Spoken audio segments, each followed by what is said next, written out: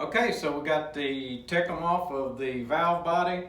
I want to show you how to replace these pressure switches, the plastic that goes inside of the pressure switch.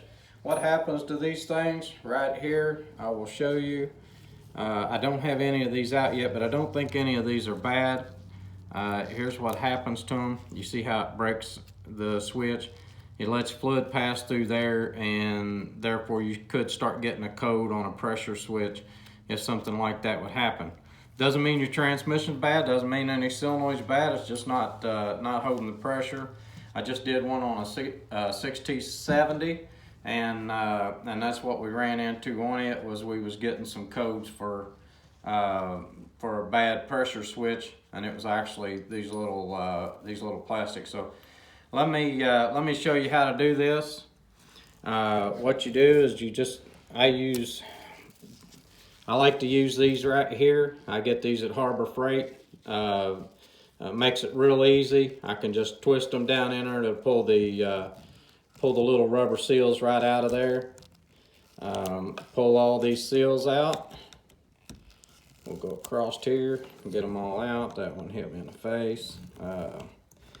Get these rubber seals out, and then I go back and do the same thing, just kind of twist that around and get hooked in there. Try not to hit the little piece of plastic underneath of there for your sensor. Try not to put too much pressure on that, but get them out. This car had no codes in it, this transmission. This is a 6L80 and it had no codes in it. But anyway, you just pull these right out, just like that there. And if you would happen to accidentally get underneath of that disc right there, you see how that disc goes on there? If you'd happen to get underneath of it, it's upside down now. You'll want that disc to go back just like that right there. And so if it happens to come out of there, you can just put it back in there like that. It's not a big deal. I'm gonna finish pulling these out, and then I'll start putting the seals in. All right, we got these out. Two. All right, so I had a customer come in, had to stop for just a second. I wanted to show you. I've got all the rubber grommets out. I've got all the little plastic discs that's underneath of them. I've got them out, and now we're going to put them back in. This is the fun part. I like to put just a little bit of this assembly goo on them, just to get them to seal once I get them down in there. What I do is just kind of slide them down in there, and I'll let them work themselves. If you can keep that video on there, I just kind of let it work itself, move it around, and then it pops right down in there like that. Let me put another one in so that just in case I lost you on that one, you couldn't tell what I was doing. Put a little assembly goo on it. And I like to just slide it down in there and just kind of work it back and forth like that. It'll kind of start setting itself, and then you just push right there and it's in. It's just that simple. Now what I'm going to do is try to get my fingers cleaned off enough, because I don't like any grease. I see guys where this is the tools you're going to need. This will come in a little tool kit for replacing that. I do not have a part number for this tool kit, but I know that Sonic sells it. You might get on there and look and see if you can find it. This plunger slides down in this. This will be what you put the seal down in there with.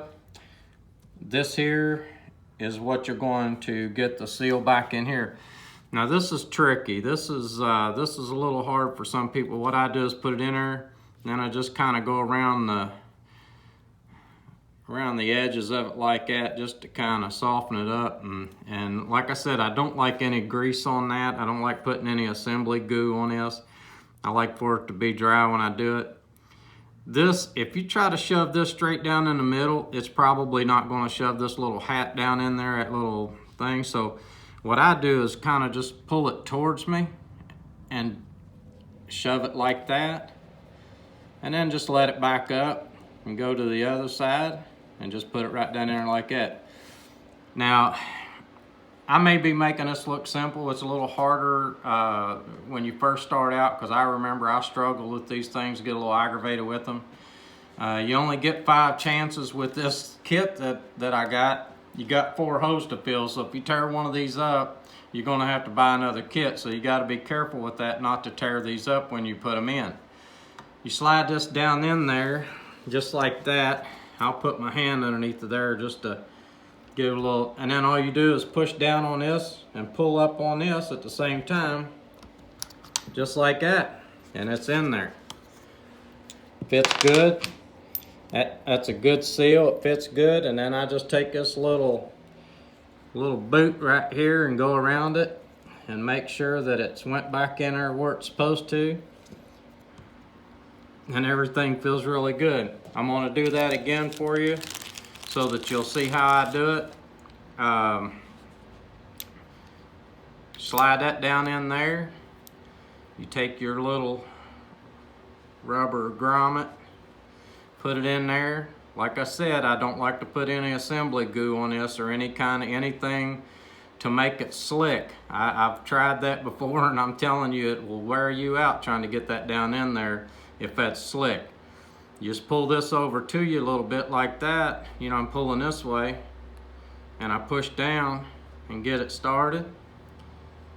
Pull it back out, go to the other side and finish it up. And then all I do is slide this down in there, put my hand under for a little support, and I'm pulling this up as I'm pushing this down. And just like that, I got another one in there. They're not easy. I'm telling you, this isn't as easy. I do a lot of these. I probably do, you know, sometimes I'll do 2 or 3 of these a week. This isn't first time that I've had to do one of these, of course, but I'm gonna do these other 2 real quick while we're videoing, just so that you can see. Slide that down in there. Let me get me another disc. I'll go ahead and finish these up. And I'll have this thing built, and you will have seen me do the whole job. So there's the disc down in there. Trying to clean my hands up the best I can, because like I said, I don't want that on there when I'm got the tool down in there. Put it in there like that, just kind of squeeze it. Let's go ahead and get this one in there. Sometimes them will go all the way down in there without having to go to the other side, but sometimes they won't. I'll stick it down in there. Got another one. Let's do this last one here, and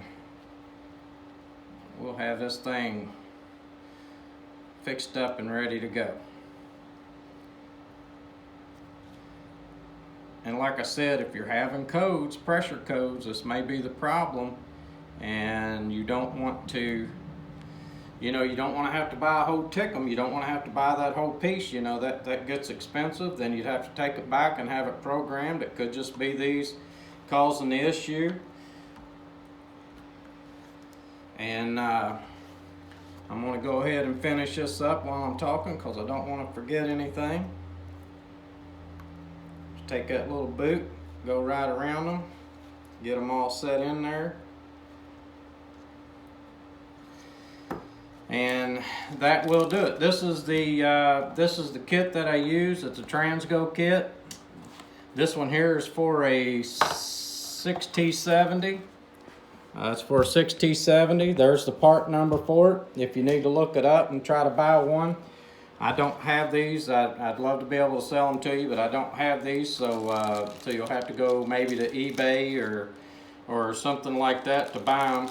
And you know, fix your own Tickum. Put the pressure sensors in there.